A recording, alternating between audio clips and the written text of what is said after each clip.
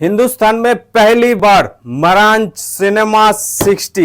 आज हम बताएंगे इस सिनेमा 60 में क्या क्या फीचर्स है और क्या क्या इसका टेक्निकल स्पेसिफिकेशंस हैं और इसका साउंड क्वालिटी हम कनेक्ट करके टोटल कैलिब्रेट करके हम आज दिखाने वाले हैं सिनेमा 60 को। आएंगे इसका क्या प्राइस है, किस प्राइस रेंज में आएगा, इसका कंपैरिजन क्या है और टेक्निकल स्पेसिफिकेशन के साथ साथ इसका output quality.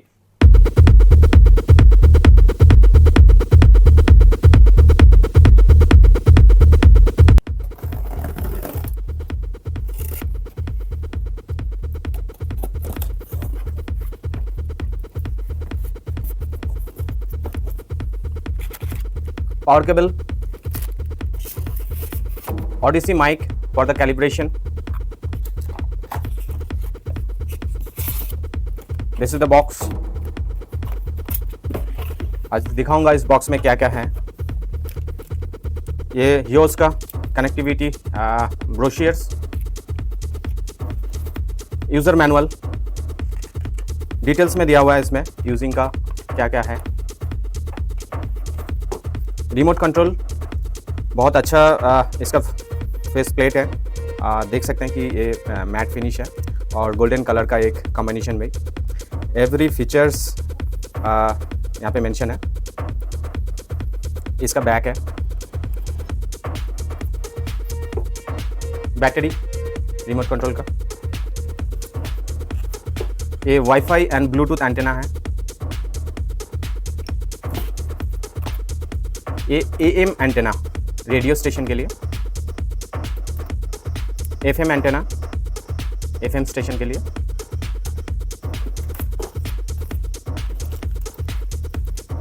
Speaker winding post का जो मेंशन करने के लिए है कि इसको इजीली पता लग जाएगा।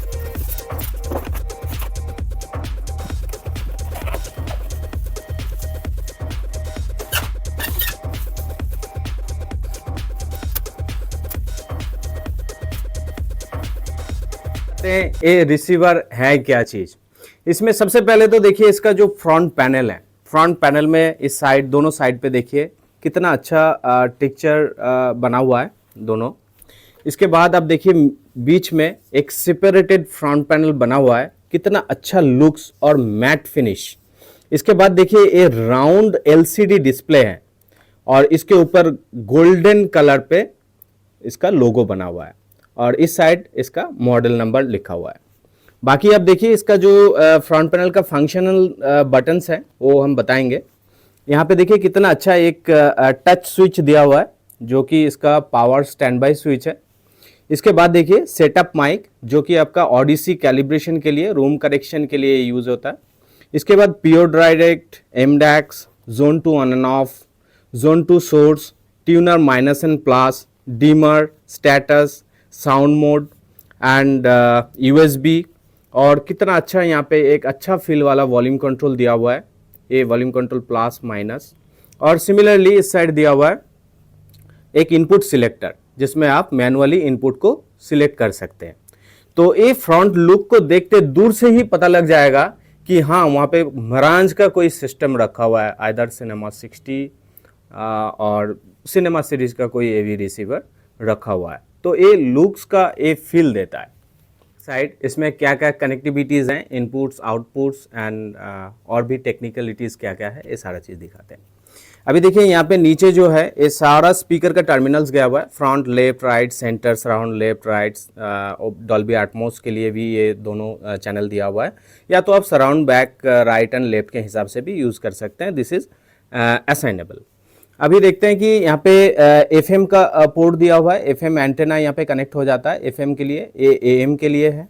ये दोनों पॉइंट जो है, ये दोनों पॉइंट आपका ब्लूटूथ एंड वाईफाई का जो कनेक्टिविटीज़ है वो एंटेना यहाँ पे लग जाएगा।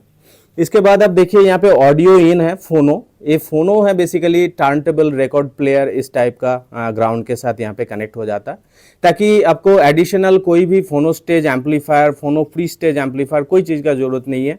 ये direct plug and play turntable के लिए। इसके बाद आप देखते हैं कि ये ऑडियो इनपुट्स हैं, ये सारा एनालॉग्स है, यहाँ से यहाँ तक सारा एनालॉग्स इनपुट है। ये जोन 2 के लिए दिया हुआ है।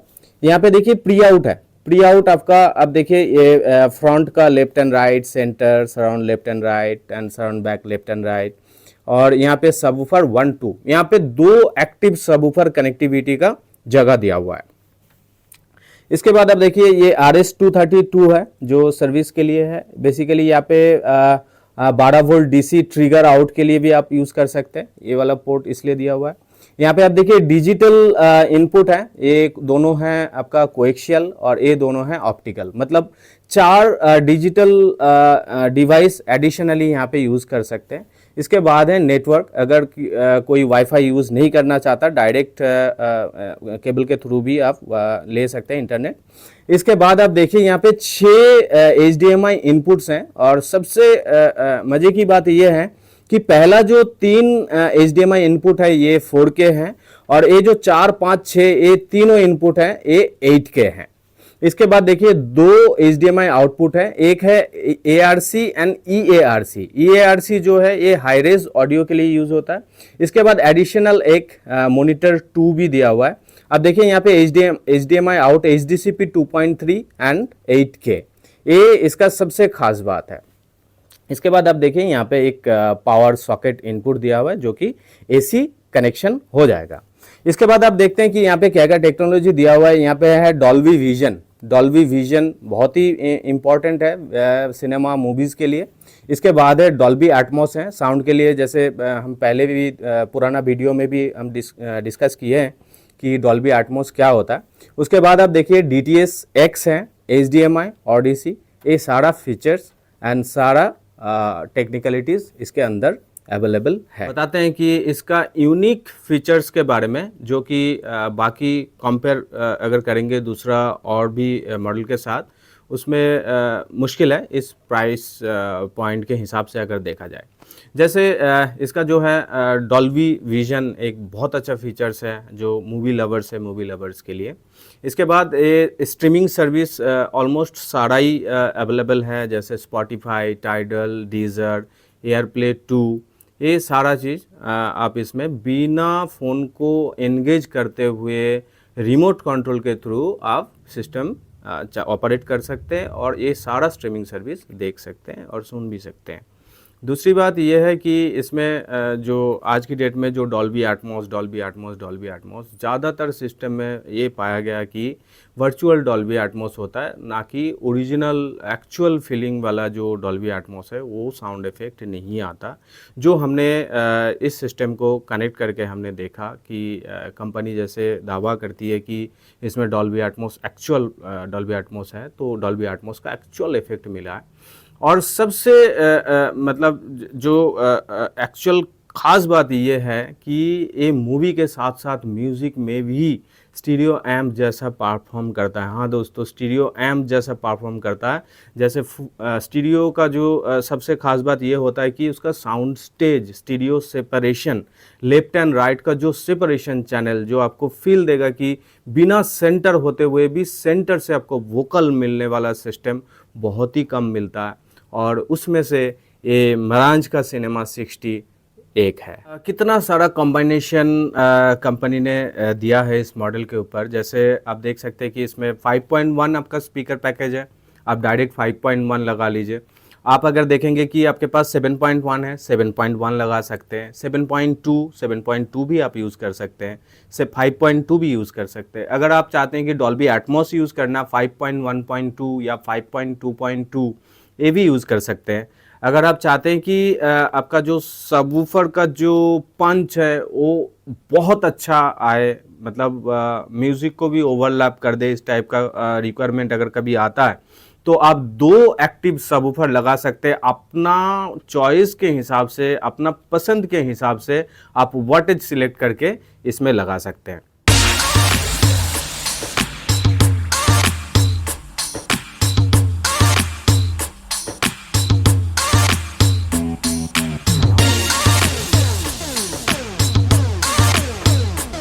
हैं कि ये सिस्टम किस सेगमेंट में आता है। ये आप कह सकते हैं कि ये ना तो बहुत ही हाई एंड AV रिसीवर है और ना तो बहुत ही लो एंड AV रिसीवर है। इसको आप एक मिड कैटेगरीज लेवल का AV रिसीवर आप मान सकते हैं। इसका जो कॉम्पिटिटिव मॉडल जो है मार्केट में और अदर्स ब्रांड में, मैं बोलूँगा कि ओंकियो का TX-NR 6100 और डेनन का अगर कहते हैं कि AVRX 2800H, ये दोनों मॉडल में पावर तो ऑफकोर्स पावर थोड़ा ज़्यादा है, बट इसमें भी कम नहीं है। 100 वाट RMS एट 8 ohms में है। और दोस्तों एक चीज़ ज़रूर बताऊंगा कि पावर जो है ये हमेशा सब कुछ नहीं होता म्यूज़िक के लिए। इसका जैसे हमने बताया, इसका जो स्टेज साउंड स्टेज और सेपरेशन लेफ्ट एंड राइट का स्टीरियो के टाइम जो सेपरेशन आता है, ये स्टीरियो एम्पलीफायर जैसा आपको फील देता है और डॉल्बी एटमॉस के टाइम एकदम एक मूवी थिएटर सिनेमा हॉल जैसा फील देता है। हाँ, तो अब बात करेंगे इसका प्राइस का, जिसका आपका काफ़ी देर से इंतज़ार है। कंपनी ने ये जो प्राइस है काफ़ी इंटेलिजेंटली रखा हुआ है, जो कि 1,87,900 रुपया इसका MRP है। अगर आपको बेस्ट प्राइस और ऑफर प्राइस के बारे में आपको जानना है तो नीचे दिए गए नंबर पे आप अभी व्हाट्सएप कीजिए। हमारा जो टीम आपको डेफिनेटली रिप्लाई करेंगे इमीडिएटली। और हाँ दोस्तों, ये वीडियो अगर आपको अच्छा लगता है इसको लाइक करें, शेयर करें। डेफिनेटली अगर आपका कोई ऑडियो एंथुसियास्ट फ्रेंड है जो कि म्यूज़िक लवर है और मूवी लवर है, जो साउंड के साथ बहुत ज़्यादा अटैच्ड है, डेफिनेटली उनके साथ भी ये वीडियो शेयर करें।